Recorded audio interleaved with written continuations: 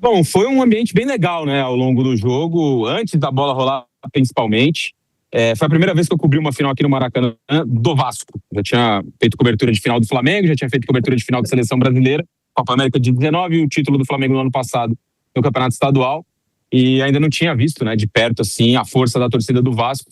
E, de fato, acho que algumas coisas chamam a atenção, né? Como o Vasco é um time muito grande, isso todo mundo sabe, e você vai observando o setor da tribuna, né, muito pertinho da torcida, as reações dos torcedores. Então, quando o Vasco entrou em campo, cara, tinha muita gente chorando, assim, porque para muitos era uma primeira vez. Era a primeira vez de ver o time numa final de campeonato, de um torneio nacional, com a atmosfera que teve aqui nesse estádio, os mosaicos, o barulho, os sinalizadores.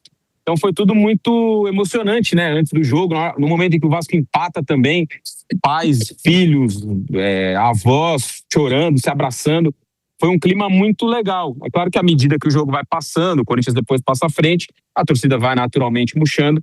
No fim, até os jogadores foram aplaudidos, mas foi tocante, assim, em vários momentos dessa tarde aqui, observar a paixão do torcedor do Vasco, a alegria de poder ver de novo o time numa final, né? E é muito triste quando a gente vê times tão grandes, porque o futebol brasileiro, embora Palmeiras e Flamengo estejam em alta, e a gente tem que enaltecer, tem que bater palma, tem que dar todos os méritos. Ano que vem, de novo, eles vão brigar pelos principais títulos, mas o futebol brasileiro não é feito só de Palmeiras e de Flamengo. O futebol brasileiro tem muito time grande. O Corinthians é um gigante. Ele ganhou um título espetacular essa tarde por aqui. O Vasco é um gigante, o São Paulo é um gigante, o Santos é um gigante.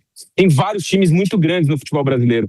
E a gente, ultimamente, tem olhado só, e eu digo, é natural que olhe só para Palmeiras e Flamengo, ou com mais atenção para Palmeiras e Flamengo, mas esses times são muito grandes. E hoje eu pude observar isso um pouco mais de perto, né? No caso da torcida do Vasco. E no caso da torcida do Corinthians, acho que é chover molhado, né? A torcida do Corinthians vai, apoia, incentiva, vai em grande número, onde o Corinthians for. Tava até há pouco, né? Até tem ainda um pouco de torcida do Corinthians saindo do estádio nesse momento. São 9h24 da noite, já faz mais de uma hora que o jogo acabou, 1h30 aproximadamente que a bola parou de rolar aqui no Maracanã. E a torcida segue aqui saindo aos poucos, enfim, vai fazer festa no caminho daqui até São Paulo, na estrada, no avião, de carro, de ônibus, de moto, enfim, como eles se deslocaram para vir até aqui. Então, acho que hoje também a gente teve de novo uma oportunidade de ver outras torcidas podendo celebrar a grandeza dos seus times. No caso da do Vasco, mais antes da bola rolar do que durante o jogo e depois, e no caso da do Corinthians, com esse tetracampeonato de Copa do Brasil. Foi muito legal tá essa tarde inteira aqui com a audiência da Jovem Pan, mais uma cobertura muito bacana que a gente pôde fazer nesse microfone muito poderoso. É isso, né, o velho Vamp? O Ray Monteiro chamando a atenção para o gigantismo de uma torcida que sofre muito. Porque a torcida do Vasco há 14 anos não conquista um título de expressão. É muito tempo. Você fala de um clube gigante que uma criança... Vamos lá. Um jovem de até 18 anos. Pronto, 18 anos. Ele não lembra de ter visto uma conquista do Vasco. Um vascaíno de 18 anos de idade, ele não lembra, porque em 2011 ele tinha 14. Ele tinha 14 anos. Então, 14 não, 4. Ele tinha 4 anos. Uma criança de 4 anos não lembra de nada. Não lembra de um título. Então, um jovem vascaíno de 18, de 19 anos, não lembra de um título de expressão do Vasco, cara. Isso é muito tempo para um clube gigante, o Vamp. E o Vasco teve a oportunidade hoje, mas a oportunidade escapou. Aí você vê que é má administração, né? Clube mal administrado, você pega aí, o Bruno faz bem essa conta de quantas vezes subiu e desceu. Você pega o Vasco, cara, você vê que esse negócio de título, o Vasco era Flamengo, Corinthians, São Paulo, Vasco e Palmeiras. O Palmeiras e o Palmeiras e São Paulo oscilando ali, uma vez tem mais torcida, o outro. O Vasco é para a quinta colocação. O Vasco é do quarto. Quando eu jogava, o Vasco é da quarta maior torcida do país. Né? E aí, com isso que você está falando, muita Série B, sobe, desce, desorganização, vira SAF, a SAF não dá certo, não sei o quê. Transferban, contrata, não contrata, isso tudo atrapalha para títulos. O torcedor aí que você falou, ele vê mais a parte negativa do que mesmo conquista. O torcedor de 18 anos.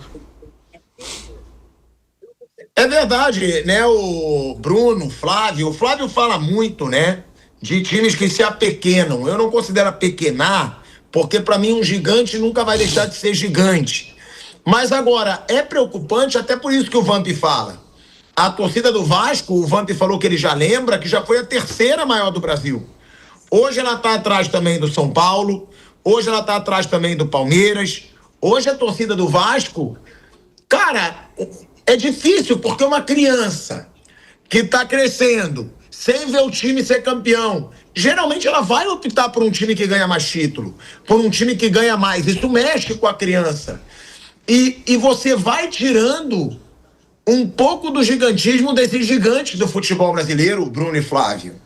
O Vasco teve 4 rebaixamentos, né? Isso é muita coisa. Aí jogou 5 vezes a Série B, porque uma vez que caiu, ele teve um ano que ele não subiu no primeiro, que ele ficou na Série B e só subiu no segundo ano.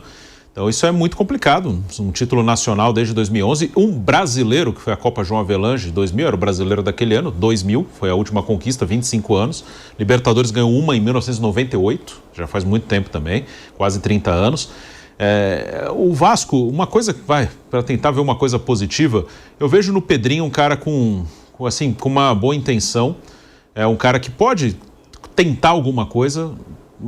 Por exemplo, no Corinthians eu não vejo quem possa tentar alguma coisa, no São Paulo também não.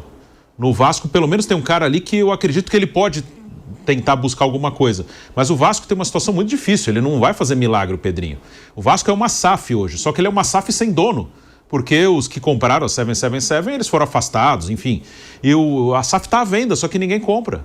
E até essa questão da SAF, a gente fala muito, a solução para tal time pode ser a SAF. Depende, são poucas SAFs aqui que foram compradas realmente por um grupo internacional que vem para investir. O Grupo City comprou o Bahia, tem time em um monte de lugar do mundo. O Botafogo foi o Textor, que agora já está numa situação que a gente não sabe o que vai acontecer. Aí a Red Bull comprou o Bragantino, também é uma rede que tem um monte de time no mundo. Já o Cruzeiro é um torcedor do Cruzeiro que comprou, que tem dinheiro. Do Atlético, são torcedores do Atlético que tem dinheiro e compraram. Então isso já é mais complicado, essa coisa. Você vai contar que um torcedor rico do seu time vai comprar? As SAFs aqui ainda elas não viraram uma coisa atrativa para grandes grupos de investimento de fora. São poucos, são duas redes multiclubes, o Grupo City e a Red Bull, que compraram clubes aqui, já compraram os deles. Será que vai aparecer mais alguém lá de fora ou vai esperar um torcedor vir salvar? Então a situação do Vasco é difícil, mas eu vejo um presidente que pode tentar alguma coisa. No Corinthians, no São Paulo, eu não consigo ver quem possa pelo menos tentar pensar diferente. O Pedrinho pelo menos pensa diferente. Nos outros é mais difícil. Esse é um problema realmente muito sério, porque você tem que ter alguém para pegar a coisa, né? Não adianta, por exemplo, o Palmeiras, ele teve uma sequência de presidentes ruins. De repente apareceu o Paulo Nobre e a coisa mudou, né? O Flamengo, ele teve uma sequência de diretorias ruins, aí apareceu um grupo que mudou toda a situação por lá. E já foram citados alguns exemplos aqui. Agora você olha, por exemplo, o Corinthians, nenhuma expectativa. São Paulo, nenhuma expectativa. São Paulo está vendo uma crise terrível, cada vez aparece uma coisa nova, mas você olha os nomes que aparecem como prováveis futuros presidentes de São Paulo, não dá nenhuma esperança, né? São mais ou menos pessoas que estão lá já há bastante tempo, que são mais ou menos do mesmo grupo, como o Corinthians, né? O atual presidente, ele era do grupo anterior, aí foi ficando oposição, depois virou situação, depois virou oposição. São as mesmas pessoas que estão por lá. Ele era vice do Augusto Melo, exatamente. E ele era também do grupo do Andrés antes. Então, quer dizer, você não consegue ver expectativa disso. Então, é complicado. E isso que você falou é real. Você não consegue fazer o seu filho torcer para o seu time que você torce, simplesmente porque o seu pai torce. Porque hoje, com rede social, com a molecada vai para a escola, chega lá, é motivo de chacota, de gozação. Gozação um dia, gozação outro, gozação outro. Chega uma hora que o moleque muda de time. Ele tem um amigo, o amigo fala, quer saber, vamos torcer juntos aqui. E o cara vai mudando de time. Esses times vão perdendo protagonismo. O Vasco já perdeu várias posições no que ele já foi em termos de... Ele era a terceira torcida maior do Brasil. O Vamp me falou hoje que já está em quinto. Você vai perdendo protagonismo. Porque você não entrega nada, né? Você não entrega nada. Você entrega só frustração, só vexame. Então... A diminuição do poder desse time. O que o time tem para oferecer? Tem que oferecer um grupo de consumidores, pessoas que gostam do time. Quando esse número diminui, você diminui o seu poder de compra. E as dívidas aumentam, fica muito difícil. É um Corinthians, Bruninho, que faz um fim de temporada de dar orgulho pro seu torcedor. O torcedor que teve vergonha do Corinthians em vários momentos, né? A gente dizia, torcida invadindo, aí a torcida numa sala com o presidente junto com policiais, dívida, salário não pago, escândalo com patrocinador master, tudo aconteceu no Corinthians. E num ano que poderia ter sido trágico, acaba sendo um ano de conquistas, Bruno. Porque, querendo ou não, é campeão paulista em cima do Palmeiras e é campeão de uma Copa do Brasil, que é um título de expressão. Qual é o peso disso, Bruno? Talvez até para uma melhora do Corinthians no geral, ou não? Ou você acha que não vai ter melhora nenhuma, basta os resultados, mas já é bom pelo sentimento de vitória do seu torcedor? Para o torcedor é legal ganhar, mas eu não acho que o clube vai melhorar nada, não. O clube, a parte estrutural de gestão, isso aí acho que não vai melhorar nada, não. Não acho que o presidente que assumiu agora, não me parece, por tudo que eu já ouvi dele, e ele é um cara já muito antigo na política do Corinthians, não me parece que seja uma pessoa que vai comandar uma reestruturação. E, claro, você pode ganhar títulos, principalmente no mata-mata, tem jogadores qualificados, você pode vencer. Mas nessa parte assim de organização de clube, não acho que vai ser nada diferente. Vai jogar ano que vem, vai jogar algumas competições, vai ter os seus altos e baixos e se embalar numa competição de tiro curto pode vencer de novo, pode chegar longe, pode disputar uma semifinal, uma final. Mas até nas entrevistas de campo a gente está vendo, né, como foi o ano. O Memphis deu uma entrevista falando para os diretores que querem F3 pontinhos o Corinthians, é melhor que saiam. Falou no campo. O Fabinho Soldado, perguntaram para ele se ele vai ficar, ele falou, eu não sei, porque eu vou falar amanhã com o presidente que tem muita gente agindo contra o Corinthians nos bastidores. Isso depois de ganhar. Então, assim, são coisas diferentes. Dentro de campo, os jogadores fizeram a parte dele, tem bons jogadores, tem jogadores importantes, decisivos, Yuri, Memphis, outros que já foram destacados aqui, Mateuzinho fez uma grande final, o Breno Bidon fez uma grande final, o Hugo, importante, o Dorival fez o trabalho dele. Outra coisa é fora de campo, e o futebol, principalmente no mata-mata, nos pontos corridos é mais difícil acontecer isso, no mata-mata, ele permite que um time todo desorganizado, com problemas, consiga vencer, porque a diferença técnica entre os jogadores não é tão grande assim. Então, se você embala, ganha confiança, consegue se fechar ali, num mata-mata, num tiro curto, você pode conseguir. Mas não acredito que o Corinthians, a partir daí, vai se reestruturar. Isso com as pessoas que estão comandando o clube e no IC também, quem está na oposição também. Eu não consigo ver no Corinthians uma pessoa, se esse cara ganhar, vai ser legal. Por enquanto, não apareceu. Tá, você acha que no clube nada vai mudar, mas esse time, Bruno, pode ser um time vitorioso ou não? É apenas um acaso, ganhou uma competição de mata-mata e vai acabar por aí? Acho que eles vão ser fortes no mata-mata enquanto conseguir manter essa base aí. Ele pode disputar, no mata-mata é um time que tem bons jogadores. O time de 11 do Corinthians, assim, aí tem mais um ou outro. Hoje o Garro foi banco, ele podia jogar, o Carrijo. Sim, o time titular, ele é um bom time. Então ele pode nos mata-matas conseguir alguma coisa. Nos pontos corridos não, nos pontos corridos não tem reposição para jogador que vai ficar fora, suspenso, machucado, você tem desfalque, você precisa ter mais gente, mais elenco. Mas para os mata-matas, enquanto conseguir manter essa base aí, enquanto ficar com o Memphis, enquanto ficar com o Yuri, ficar com os principais jogadores desse elenco, é um time competitivo. Como a gente falou, ano passado foi semifinal de Copa do Brasil, foi semifinal de Sul-Americana, esse ano foi campeão do Paulista e da Copa do Brasil. Nesse tipo de competição, dá para chegar com essa base. 4 anos seguidos já vem batendo no semifinal, Brasil, final, sim, né? 22, 23, 24, 25. Então, assim, dá, se seguir com esses jogadores, até onde der, porque quando você tem problema financeiro é mais fácil de perder jogador também, o Corinthians é competitivo, sim, numa competição de tiro curto. Concorda, ô Flávio Prado? Corinthians é competitivo numa competição de tiro curto.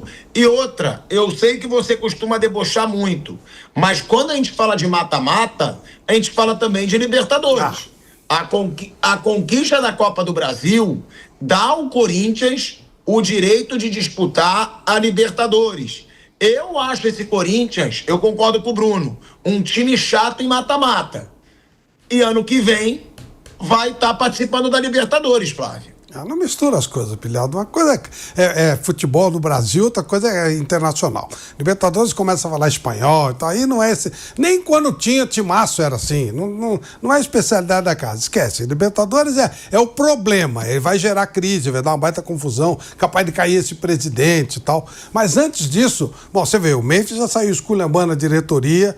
O Corinthians, ele parece os dois times de São Paulo que ganharam coisa desse ano.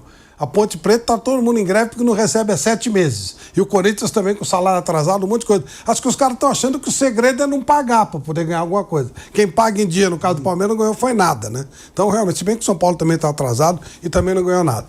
Mas, realmente, o Corinthians, ele consegue... Não, torneio internacional, esquece, não, né? Imagina, vai ser vexame atrás de vexame, vai ser aquele papelão de sempre, vai ser aquele animador de campeonato, vamos dar risada pra caramba, não esquece. Libertadores não tem, não, esquece, não faz parte do negócio. Agora, pode, em competições, por exemplo, tem um campeonato paulista aí, 11 rodadas, ele pode brigar, ele pode chegar e ter alguma efetividade. Né? Vai ter um pouco mais de dificuldade que os outros, que está saindo de férias um pouco mais tarde. Se bem que o Vampeta lembrou, são só 15 dias, né? Então já dá para... Mas aí ele pode. Uma competição como a Copa do Brasil pode. Mas no mais não. Libertadores não, aí já não. E Campeonato Brasileiro vai ficar na parte de baixo da tabela. Se der um pouquinho de sorte, 13º, 14º, se der alguma coisa errada, ele acaba correndo risco até de rebaixamento. Como você é ridículo, ele não consegue ceder ao Corinthians, nem quando é campeão da Copa do Brasil. Eu acho que esse Corinthians pode sim ser chato numa Libertadores. Vai ser favorito? Não vai ser favorito. Mas a gente está falando de um Corinthians que eliminou o Palmeiras da Copa do Brasil, que eliminou o Cruzeiro da Copa do Brasil, que fez uma final dificílima com o Flamengo na Copa do Brasil de 2022. Ou seja, é um Corinthians que pode incomodar numa Libertadores, e a gente está vendo que é um time que eliminou 2 dos principais times aí do futebol brasileiro, na atualidade, que estão cheios de dinheiro, que estão gastando em grandes reforços. Sabe o que aconteceu de curioso aqui no Maracanã, meu caro Pilhado? Não sei se foi propositalmente ou se foi apenas acidentalmente. Aqui nas cadeiras cativas, torcedores do Corinthians começaram a se agrupar, começaram a se amealhar, a juntar, como se diz, naquele cantinho de lá. E aí havia uma proximidade muito grande com a torcida do Vasco da Gama e não havia autorização para a torcida do Corinthians ali estar.